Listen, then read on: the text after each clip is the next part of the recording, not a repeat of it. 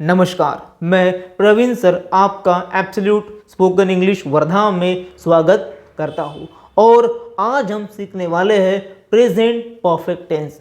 बहुत कम लोग इस टेंस का सही से इस्तेमाल कर पाते। इस टेंस में सबसे ज़्यादा गलतियाँ होती है। बहुत कम लोग जानते हैं इसका अच्छे से और सही इस्तेमाल कैसे किया जाता है। लेकिन इस वीडियो के बाद आप प्रेजेंट परफेक्ट टेंस में ज़रा सी भी गलतियाँ नहीं करेंगे, ये मेरा चैलेंज है। तो चलिए फिर कुछ नया सीखते हैं। प्रेजेंट परफेक्ट टेंस, तो सबसे पहले समझते हैं इसका नाम। प्रेजेंट मतलब वर्तमान और परफेक्ट मतलब क्रिया पूरी हो चुकी है। तो जब भी आपकी फिलहाल में कोई क्रिया करके हो चुकी है, आपने अभी अभी कुछ कर लिया है, आपका फिलहाल में कोई भी एक्शन करके हो गया है, तो उसको इंग्लिश में बताने के लिए आप प्रेजेंट परफेक्ट टेंस का इस्तेमाल कर सकते हैं। तो आपका ही नहीं, किसी का भी कुछ भी अभी अभी फिलहाल में हाल ही में करके पूरा हो चुका है, तो उसके लिए आप प्रेजेंट परफेक्ट टेंस का इस्तेमाल कर सकते हैं। और साथ ही साथ ऐसी क्रियाएं जो कुछ समय पहले करके हो गई है लेकिन उनका परिणाम, उनका इफेक्ट, उनका असर अभी भी बाकी है, तो उसके लिए भी आप प्रेजेंट परफेक्ट टेंस का इस्तेमाल कर सकते हो। तो करके हो गया है, कर लिया है, मैं कर चुका हूँ, ऐसी बातों के लिए आप प्रेजेंट परफेक्ट टेंस का इस्तेमाल करते हैं। तो प्रेजेंट परफेक्ट टेंस का फॉर्मूला, एग्जाम्पल, इसको आप बहुत डिटेल में आज सीखने वाले हो। चलिए कुछ अच्छा सीखते हैं।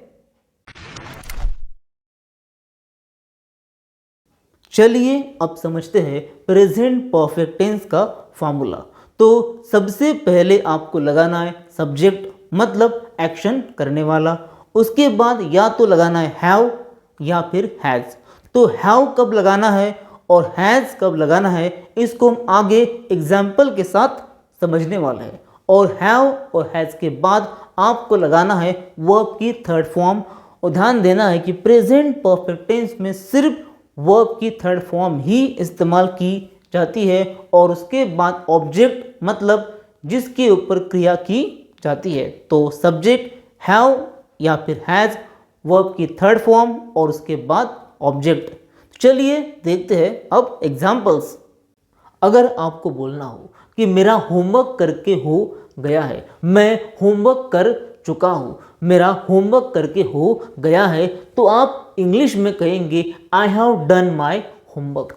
आपको बोलना हो कि भाई मैं अभी अभी आया हूँ, तो आप इंग्लिश में कहेंगे आई हैव जस्ट कम। आपको बोलना है कि भाई मैंने अभी अभी खाना खा लिया है, तो आप इंग्लिश में कहेंगे आई हैव जस्ट डाइन्ड। आपको बोलना हो कि उन्हें नौकरी मिल गई है या उन्हें नौकरी मिल चुकी है, तो आप इंग्लिश में कहेंगे they have got a job. आपको बोलना हो कि हमने नया घर बना लिया है या हमारा नया घर बना के हो चुका है, तो आप इंग्लिश में कहेंगे we have built a new home. एक बहुत इंपॉर्टेंट बात कि आपने इस महीने क्या किया है, आपने इस हफ्ते क्या किया है, आपने इस साल क्या किया है, इसको बताने के लिए हमेशा प्रेजेंट परफेक्ट टेंस का ही इस्तेमाल किया जाता है। जैसे मुझे बोलना हो कि मैंने इस हफ्ते 3 मूवीज़ देखी है, तो मैं इंग्लिश में कहूँगा I have watched 3 movies this week. मैंने इस साल 2 लाख रुपए कमाए हैं, I have earned 2 lakh rupees this year. मुझे बोलना हो कि मैं इस महीने कई लोगों से मिला हूँ, तो मैं कहूँगा I have met many people this month. तो जब भी आपके सेंटेंस में दिस मंथ, दिस वीक और दिस ईयर हो, तो वहाँ पे हमेशा प्रेजेंट परफेक्ट टेंस का इस्तेमाल किया जाता है।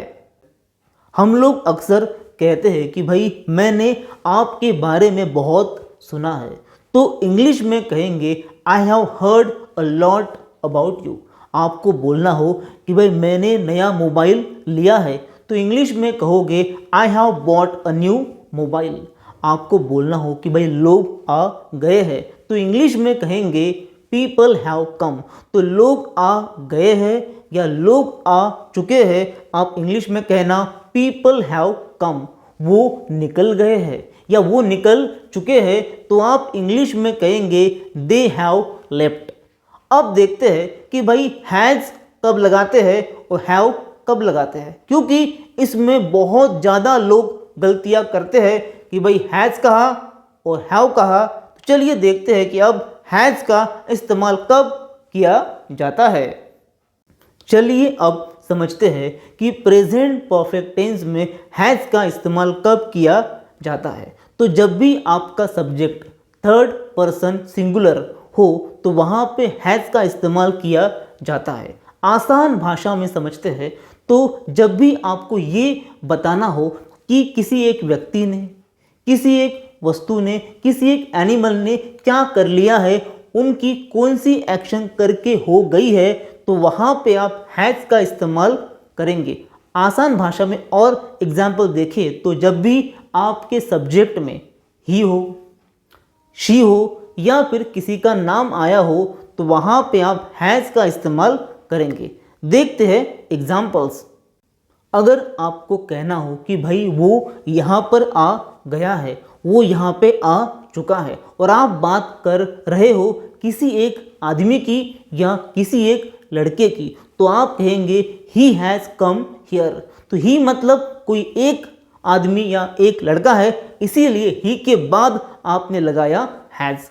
आपको बोलना हो कि वो बाहर जा चुकी है या वो बाहर चली गई है, तो आप कहेंगे she has gone out. She मतलब कोई एक लड़की या कोई एक औरत। आपको बोलना हो कि भाई रिया ने 20,000 रुपये उधार लिए हैं, तो इंग्लिश में कहेंगे रिया हैज़ बोरोड 20,000। बोरो मतलब उधार लेना।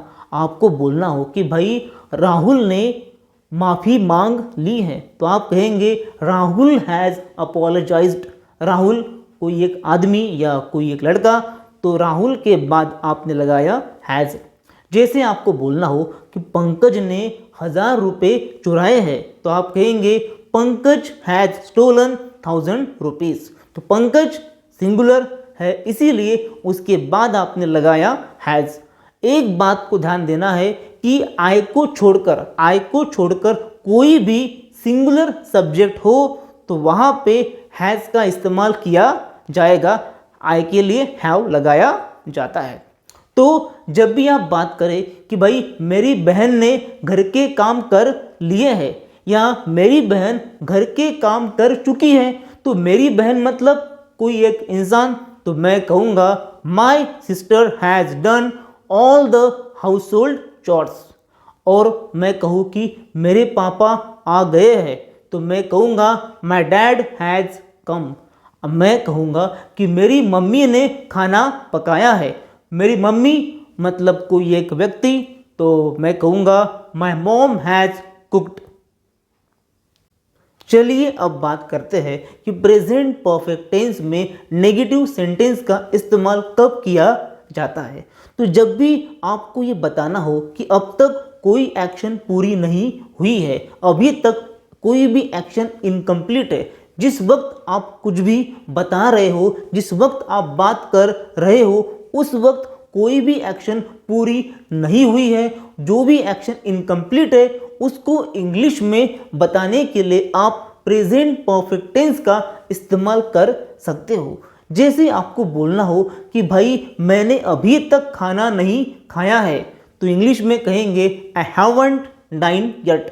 बाकी लोग खाना खा के सो गए और मैंने अभी तक खाना खाया नहीं है, इंग्लिश में कहेंगे आई हैवंट डाइन येट।